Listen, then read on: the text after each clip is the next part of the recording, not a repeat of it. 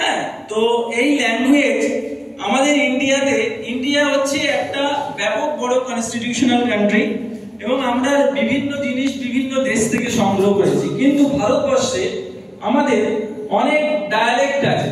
সেই ডায়ালেক্ট থেকে ট্রান্সফার হয়ে এখন বর্তমানে দাপ্তরিক ভাষা যেটাকে বলা হয়, যেটা কনস্টিটিউশনাল স্বীকৃত ভাষা 22টা আমাদের ইন্ডিয়াতে চলছে।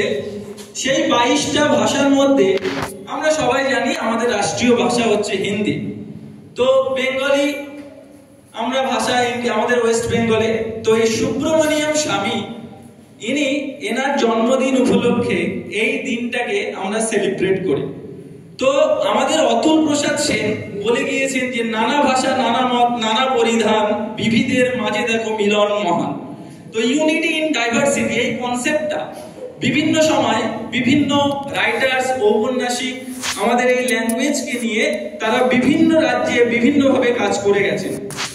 তো তোমরা সবাই জানো যে আমাদের যে ডায়ালেক্ট গুলো হয়, যেগুলো কথ্য ভাষা, আমরা সাধারণত মৈতি ভাষা বলে মণিপুরের ভাষা, ওরা কিন্তু ওটাকে কনস্টিটিউশনালি রিকগনাইজড করে নিয়েছে, তারপর 22টা হয়েছে।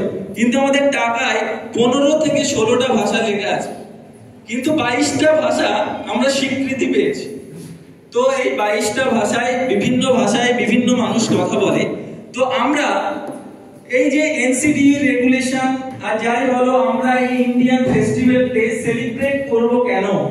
কারণ you are the learning training teacher.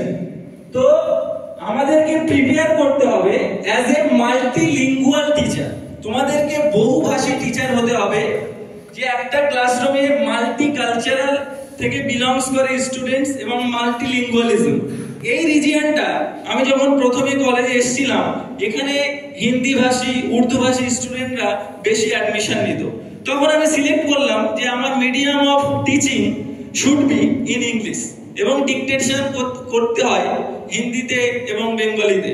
তো একটা মাল্টিলিঙ্গুয়াল এনভায়রনমেন্ট তৈরি করা, এবং সেই উদ্দেশ্যে এনসিডি এই দিনটাকে সেলিব্রেট করার জন্য পুরো ইন্ডিয়াতে একটা নোটিফিকেশন জারি করে যে 11 December celebrate as a national festival of language day और भारतीय भाषा दिवस। Thank you everyone.